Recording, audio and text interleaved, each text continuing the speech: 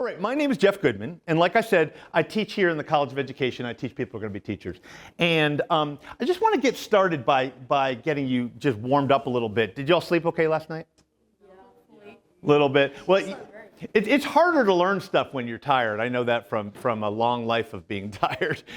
So I want to just get your brain woken up a little bit. And I've got here some invisible glue that we've just developed in the lab.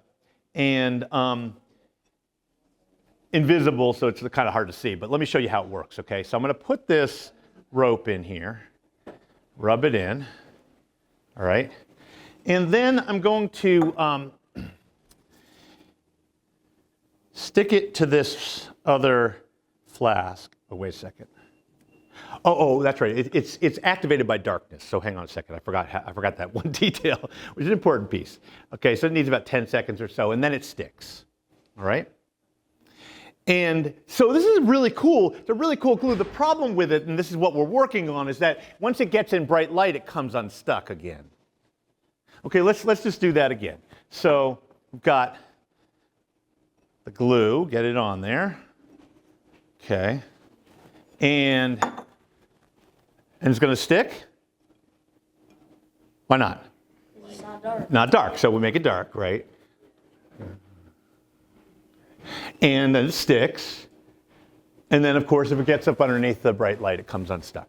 Okay, so now you're probably like, okay, I thought this was a science show. What's up with the magic trick? But science is just a way of explaining what initially looks like magic. So if you see something that's magic, you say, okay, that's just science I haven't understood yet. So do you think there's really invisible glue in here? No. Give me a way I could test to see if there was invisible, dark activated glue. Yeah. Okay, turn it upside down. I'll pour some into my hand, and then I'll put it in the darkness. Okay, it's underneath my hand, so it's in the darkness. About 10 seconds later, I should have to go around like this the rest of the day, right?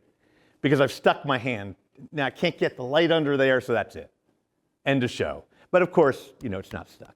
So there's not any glue in there, and the whole darkness thing was a ruse, maybe. So what's going on? Put it in, doesn't stick. In the dark. Does stick. I didn't put any glue on it this time, right? And then comes unstuck. Okay, so what might be going on in here that I'm not telling you? Yeah. Might be a magnet. Okay, I just want you to feel something here. Just feel that. Just feel the end of it. Feel like a magnet? No. Not a magnet. Okay, so it's just, that, by the way, is just some tape to keep it from fraying like that. There's not a magnet in here, no metal. Okay, but that's a good guess. The problem is that how would that explain it coming unstuck, right? So we gotta explain both. All right. Yes, sir. When you put it in and turn it upside down, the rope might fall on the side and there's something sticking in the side. But then when you put it up, you push it.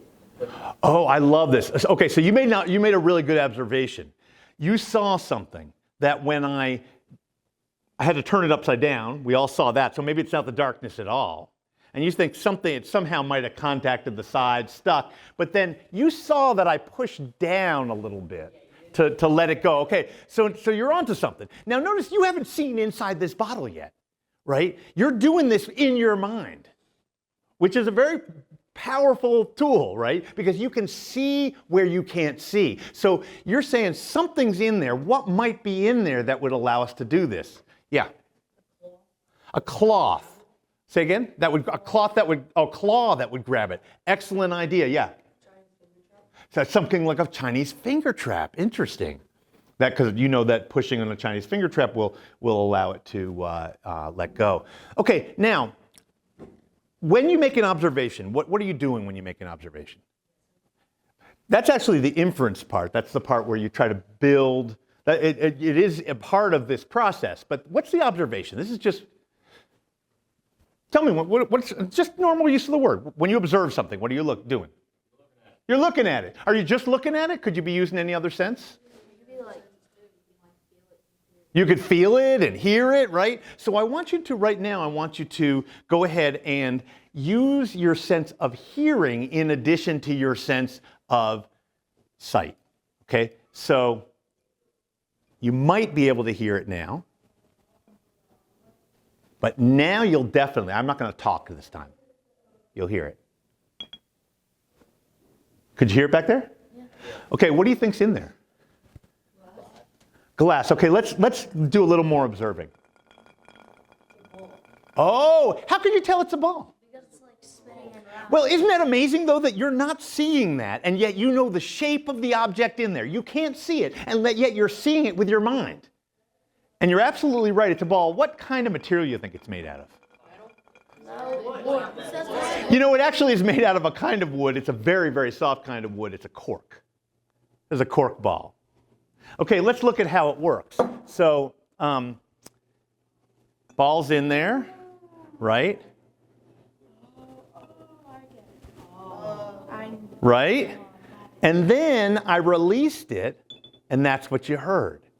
Now, you worked that out without ever seeing the inside of it, just with observation and then inference, making guesses and trying things out.